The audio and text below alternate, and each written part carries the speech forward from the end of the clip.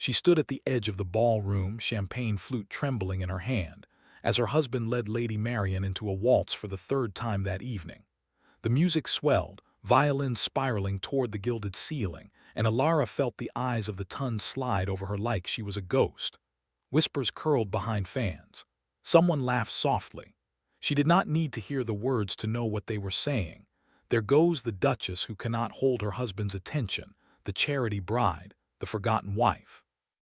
Alexander, the Duke of Ashford, moved with polished grace, his dark head inclined toward Lady Marian's golden curls. His hand rested at her waist with an ease he had never shown Alara. When the dance turned them toward her corner, his gaze passed through her as though she were part of the wallpaper. No acknowledgement, no flicker of regret, just cold, beautiful indifference. Alara's throat tightened. She set the champagne on a passing tray and pressed her gloved fingers together to stop their trembling. She had been married to him for 11 months, and every day had been a quiet, desperate fight to be seen. Tonight, she understood she was losing that fight. She turned and walked toward the terrace, her silk slippers soundless on the marble. The cold night air bit her cheeks. Below, the gardens of Ashford House lay silver under the moon, still and empty. She gripped the stone balustrade and breathed. In, out, she would not cry. A duchess did not cry where anyone might see.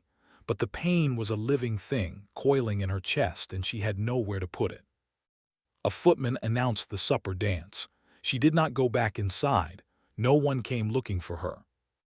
That night, long after the last carriage had rolled away, Alara sat at her dressing table while her lady's maid, Bess, unpinned her hair. The mirror showed a face too pale, eyes too bright. Bess said nothing. She had been with Alara since before the marriage and knew better than to offer empty comfort. When the maid left, Alara walked barefoot through the silent corridors to the east wing, where her husband's study was located. The door was ajar. A lamp burned within. She heard his voice, low and tired, speaking to his steward, Mr. Gibbs. "The arrangement is what it is," Alexander said. "I fulfilled my obligation. The debt is cleared. The Vance family is saved. That was the purpose." Alara froze, her hand on the doorframe. "Her Grace seems unhappy," Gibbs ventured quietly. A pause, then Alexander's voice came, flat as iron. Her happiness was never part of the bargain. The words struck her like a physical blow.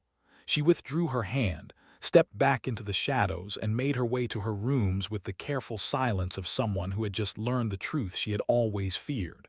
The marriage was a transaction. She was a line item in a ledger, nothing more. The next morning, Alara did not go down to breakfast. She pleaded a headache and remained in her sitting room, staring at the gray sky beyond the window. She thought of her father, the Baron, drowning in debt after 2 failed harvests, and the sudden, almost miraculous arrival of the Duke of Ashford's proposal. He would clear every debt, settle every account, and in return he wanted her hand. Her father had wept with relief. Alara had believed foolishly that there might be affection behind the offer. She had met Alexander once, years ago, at a country gathering, and had never forgotten the intensity of his dark eyes. She had woven a story around that memory, a story of hidden tenderness. Now she saw it for the fairy tale it was. 3 days later, she tried again. It was her nature to hope. She ordered a picnic prepared and sent word to his steward, asking the Duke to join her by the lake. She waited for 2 hours on the blanket, the food growing cold, the sky threatening rain. He never came. A footman arrived with a curt message. "His Grace is engaged with matters of the estate and cannot attend." Alara packed the basket herself, her movements slow and deliberate. She did not weep. She felt something inside her begin to close, like a door swinging shut. Hope, she realized, was exhausting. Perhaps it was time to put it down. That evening she wrote a letter to her childhood friend, Margaret, who lived in Bath. She did not speak of her unhappiness. She simply wrote of the garden she planned to restore in the East Courtyard, and of the foundling hospital in the village that needed volunteers. Small things, grounding things. She sealed the letter with a steady hand. The weeks that followed changed her. Alara stopped lingering in hallways hopping to encounter her husband. She stopped wearing the gowns in colors he once mentioned he liked. She stopped arranging her hair in the elaborate styles expected of a duchess and began twisting it simply at her nape, more comfortable, more herself. She spent her mornings in the overgrown courtyard with a sketchbook, planning the garden beds. In the afternoons, she walked to the village foundling hospital and read to the children, her voice soft as she turned the pages of storybooks. The matron, a kind woman named Mrs. Thistle, began to rely on her. The children called her Lady Flower because she often brought blooms from the garden. Alexander noticed none of this. He was in London for 3 weeks on parliamentary business, and when he returned, he barely glanced at her across the dinner table. She said, "I trust your journey was pleasant," and he answered, "Tolerable," and that was the sum of their conversation. She retired early, a book in her hand, and felt nothing but a quiet, tired acceptance. The first emotional earthquake came at the Ashford Summer Ball, an event Alara herself had organized with painstaking care. The house was festooned with roses and ivy. The gardens were lit with lanterns. She wore a gown of pale green silk that brought out the copper lights in her brown hair, and she stood at the top of the stairs to greet their guests with a gracious smile.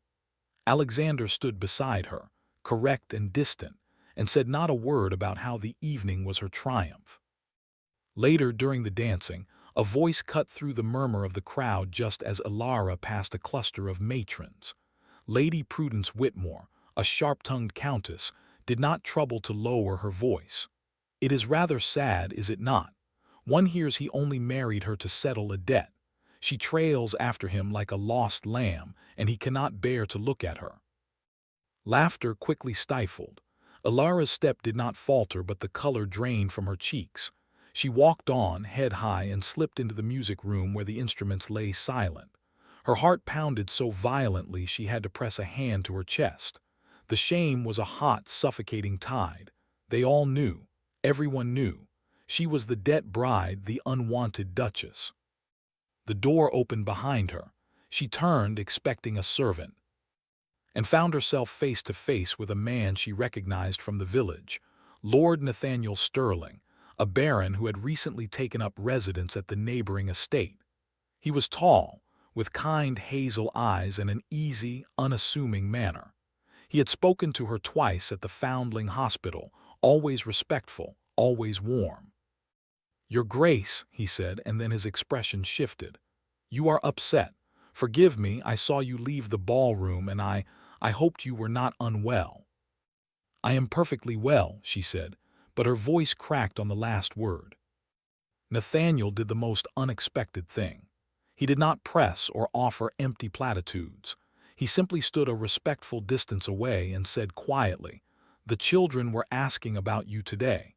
They wanted to know when Lady Flower would read them the next chapter of the fairy tale. It seems you have a devoted audience." Despite everything, a small, trembling smile touched her lips. "The tale of the lost princess. I promised them the ending." "Then you must keep your promise," he said gently. "Endings matter." Something in his tone made her look at him more closely. There was no pity in his gaze, only a steady, calm regard. She nodded. "Thank you, Lord Sterling." "Nathaniel, please," he bowed slightly. "I will leave you to your quiet, but if you ever need someone to listen, I am a fair hand at silence." He left before she could answer. Alara remained in the music room for a long time, her thoughts tangled. A kind man. A good man.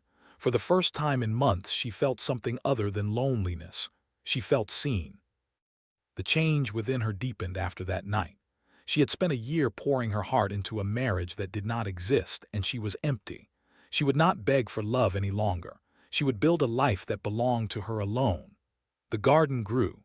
The children at the Foundling Hospital flourished under her attention. She started a small charity circle among the local gentry wives, raising funds for warm coats and school books. She smiled more, though the smile rarely reached her eyes. Alexander, for his part, began to notice the absence of something he could not name. His wife no longer sought him out. She no longer arranged little suppers or asked about his day. She was polite, perfectly so, but the light that had once flickered in her eyes whenever he entered a room had gone out. At first, he told himself this was convenient. He had never wanted an emotional entanglement, but the house felt colder. The quiet was no longer peaceful, it was hollow. He came upon her one afternoon in the courtyard on his way back from the stables and stopped dead. She was kneeling in the soil, her hair coming loose from its pins, dirt smudged on her cheek, laughing as she helped a young gardener plant a row of lavender. The sound of her laughter caught him off guard. He had not heard it in so long. It was free and light, and it was not directed at him. She looked up and saw him. The laughter faded. Her face composed itself into a mask of courteous neutrality. "Good afternoon, Your Grace." "Ilara," he did not know what else to say. "The garden is coming along." "Yes," she said simply, and turned back to the lavender. He stood there a moment, an intruder in his own home, then walked away. The silence followed him. The jealousy arrived slowly, creeping in like frost. It began with small sightings. Ilara walking back from the village, Nathaniel Sterling at her side carrying a basket of books. Ilara at a church social, her head bent close to his, discussing something with quiet animation. The village children called Sterling the book lord, and they clearly adored him. Alexander told himself it was nothing. Sterling was a neighbor, a family friend, but the unease gnawed at him. At the autumn harvest fete, held on the Ashford grounds, Alexander stood with a group of gentlemen near the cider press and watched his wife across the green. She was laughing again, that same free laugh, as Nathaniel attempted to catch an apple bobbing in a barrel and failed spectacularly. Water splashed his waistcoat, and Ilara handed him her handkerchief, her eyes bright with mirth. Nathaniel took it, and for a moment his fingers lingered over hers. He looked at her with an expression that was unmistakable. It was admiration. It was more than admiration. Alexander's jaw tightened. His hand closed around his glass of cider with unnecessary force. "Sterling seems quite taken with the Duchess," remarked Lord Henry Talbot beside him, an idle observation. "Does he?" Alexander said flatly. "Oh, everyone's noticed. He's always at the Foundling Hospital when she visits, quite the devoted friend." Talbot took a sip of his drink. "Harmless, I'm sure. Still, it's good for a lady to have admirers, keeps the spirits up." Alexander excused himself shortly thereafter. He walked toward Ilara with a purpose he did not fully understand. When he reached her, he offered his arm with a stiff formality that surprised her. "I believe there is dancing in the barn. May I have this dance, Your Grace?" Ilara hesitated. She glanced at Nathaniel, who gave her a slight, reassuring nod and then placed her hand on her husband's arm. "Of course." They danced a country reel under the lantern-strung rafters, and it was the most awkward, strained dance of her life. Alexander was tense, his movements mechanical. He looked at her as though searching for something, but he said nothing beyond the barest pleasantries. When the dance ended, he released her as if her touch burned, and Ilara felt a small, bitter curl of amusement. He did not want her. He simply did not want anyone else to have her. The realization was not flattering. That night in the quiet of her bedchamber, Ilara made a decision. She would remain the Duchess of Ashford in name, because she had no choice, but she would no longer wait for a love that was never promised. She would accept the friendship Nathaniel offered, nothing more, and she would pour her heart into the life she was building away from the shadow of her husband's indifference.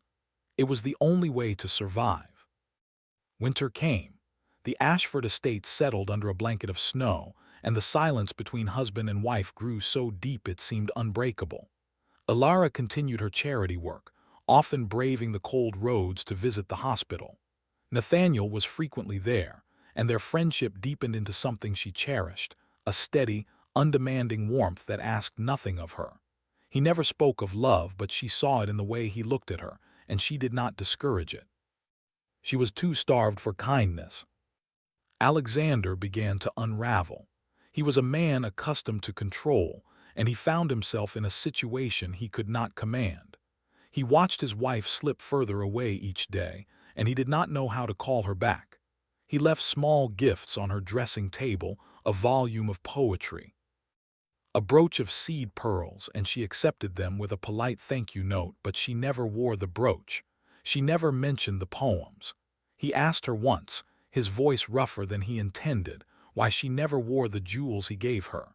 She had looked at him with those quiet, calm eyes and said, "I did not want to presume they meant anything beyond obligation." The words hit him like a blade. He had no reply. The turning point came on a bitter January evening. The Duke and Duchess of Ashford attended a dinner at the home of Lord and Lady Harrow, prominent members of the Ton. Alara had not wanted to go, but she had no excuse, and so she sat at the long table, enduring the sideways glances and whispered comments with a mask of serene composure. Alexander was seated at the opposite end, too far to offer even the appearance of solidarity. The trouble began after the meal, when the gentlemen joined the ladies in the drawing-room. Lord Harrow, a heavy-set man with a booming voice and a cruel mouth, approached Alara where she sat on a settee. His eyes raked over her with an insolence that made her skin crawl. "Your Grace," he said, bowing with exaggerated courtesy, "I must say it is delightful to see you looking so well. I remember a time when your family's circumstances were far less comfortable.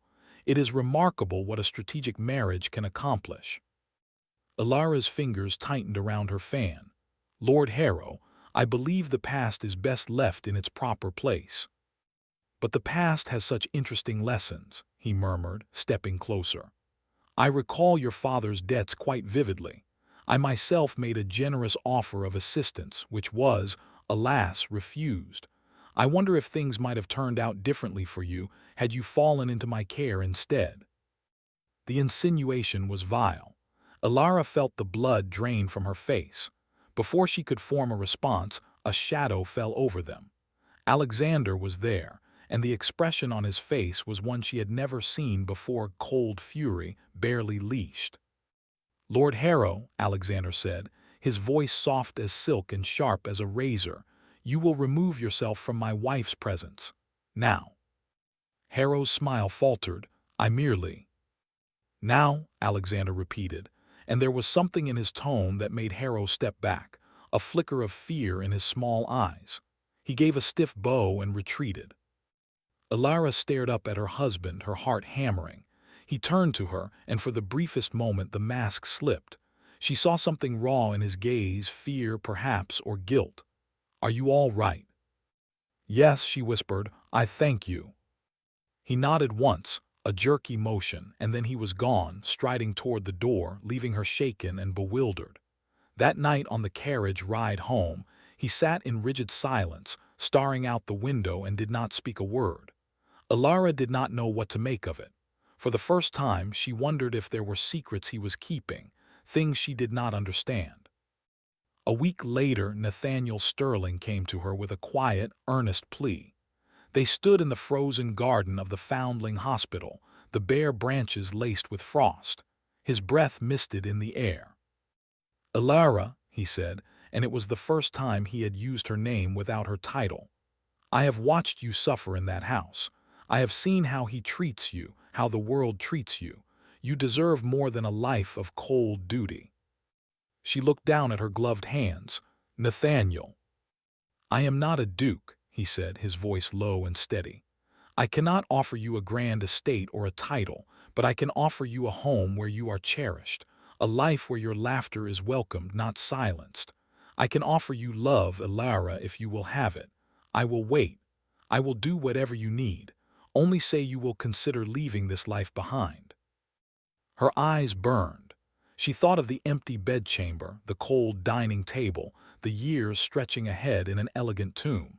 She thought of the children's faces at the hospital, the garden that had given her purpose. Could she truly leave Ashford Park?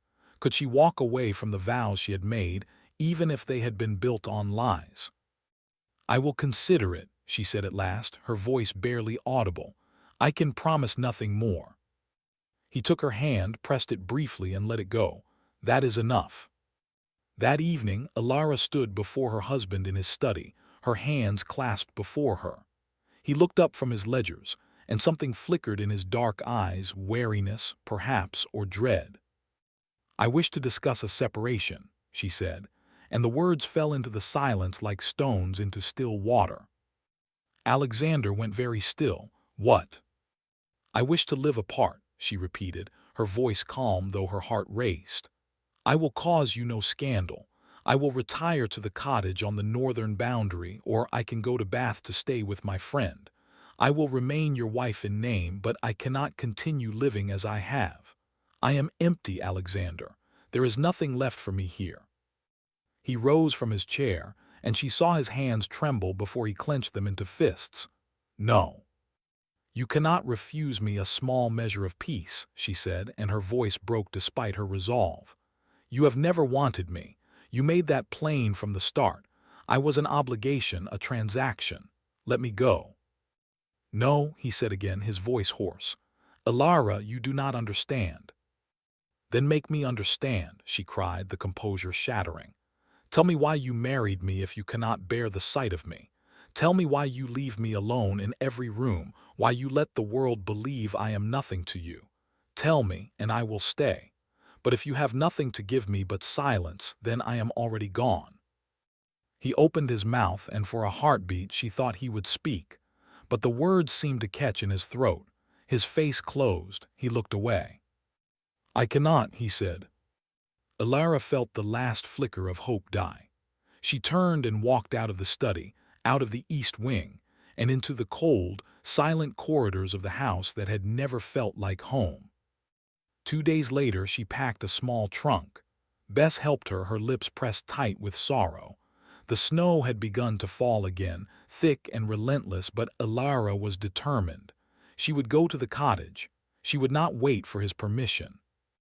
She was halfway down the drive when the carriage was stopped. It happened so fast. A riderless horse, a shout from the coachman, and then the door was wrenched open. Rough hands seized her. She screamed, but a gloved palm clamped over her mouth. She saw a face she recognized, Lord Harrow, his eyes glittering with malice in the lantern light. Did you think the Duke could keep you from me forever? He hissed. I offered for you once and he stole you. Now I will take what I am owed. Terror flooded her veins. She was dragged from the carriage, the cold biting through her cloak, her struggles useless against the men who held her. She heard the coachman cry out, then a sickening thud. And silence. And then hoofbeats, thunderous, desperate hoofbeats. A horse came charging down the drive, and the man on its back was Alexander, his face a mask of fury and fear.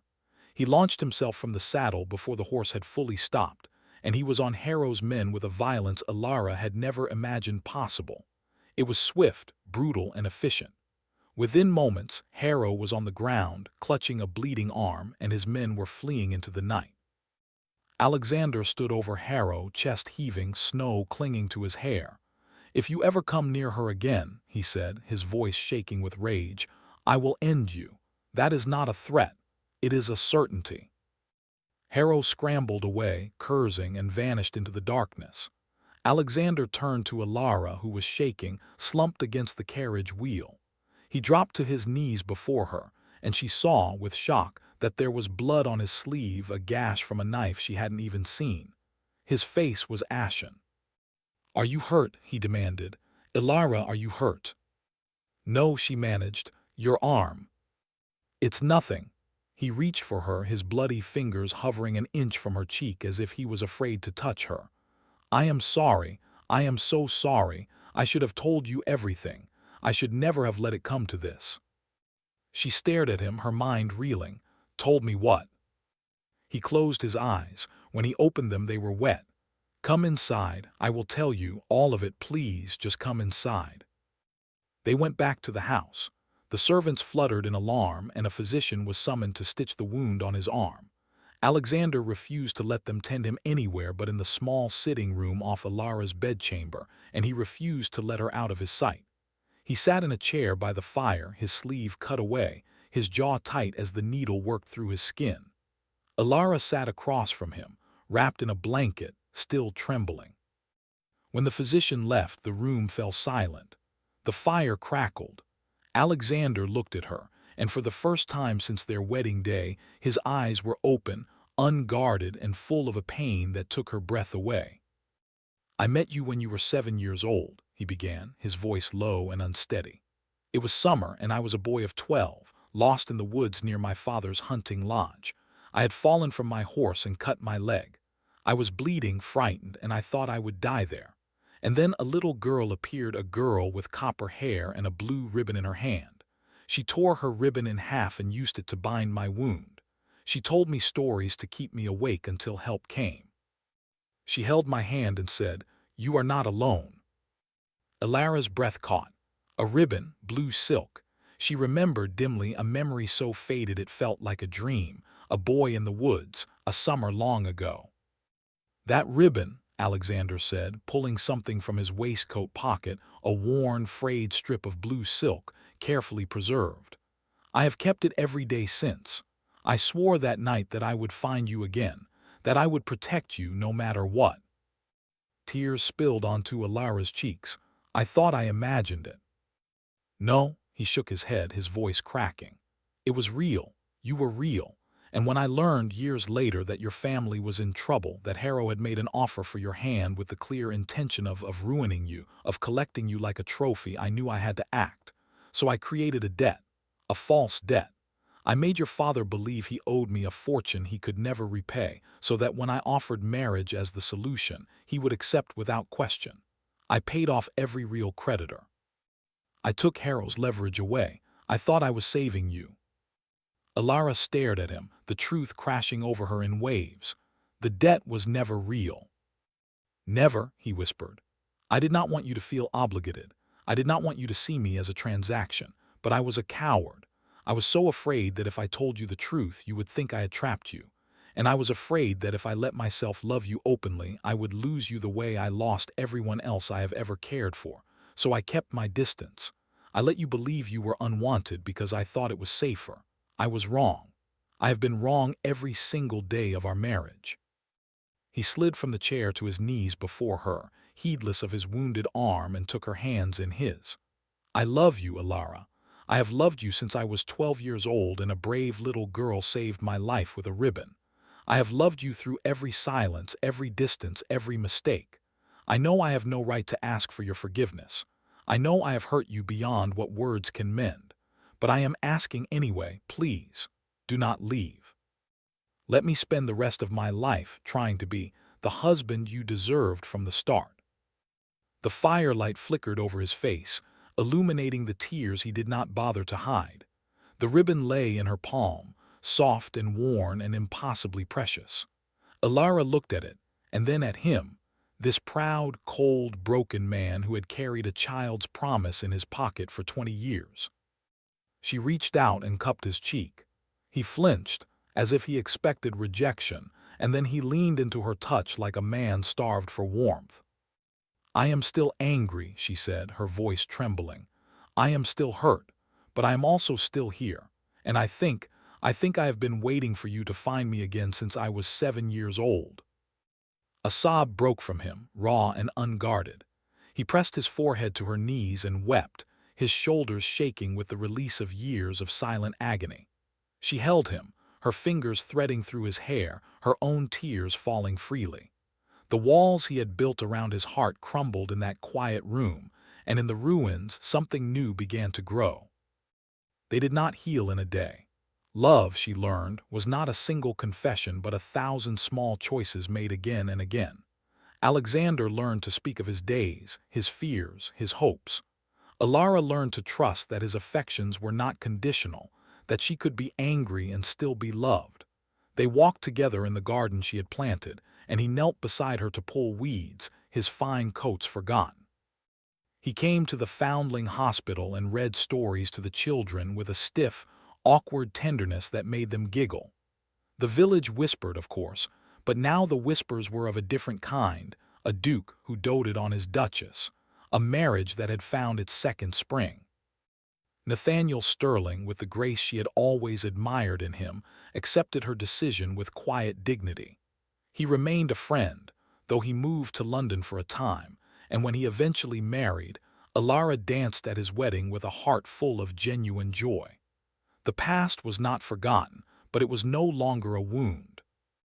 On the first anniversary of their reconciliation, Alexander took her to the woods where they had first met. The trees were dressed in autumn gold, and the air smelled of earth and leaves. He stopped in a small clearing where a stream trickled over mossy stones, and he produced the blue ribbon, now mended and stitched onto a cushion he had made himself. A lopsided, earnest effort that made her laugh and cry at once. "I wanted to give you something that held both the beginning and everything since," he said, his voice shy. "It is not perfect." "It is exactly right," she said and kissed him. They sat on a fallen log, her head on his shoulder, the ribbon cushion between them, and talked of nothing and everything. The silence between them was no longer empty. It was full of peace, full of a love that had been tested and had, against all odds, survived. And when they walked home through the golden woods, their hands intertwined, neither of them looked back. There was no need. The story that had started with a little girl and a blue ribbon had finally found its ending, and it was warm and it was good, and it was only the beginning of all the days to come.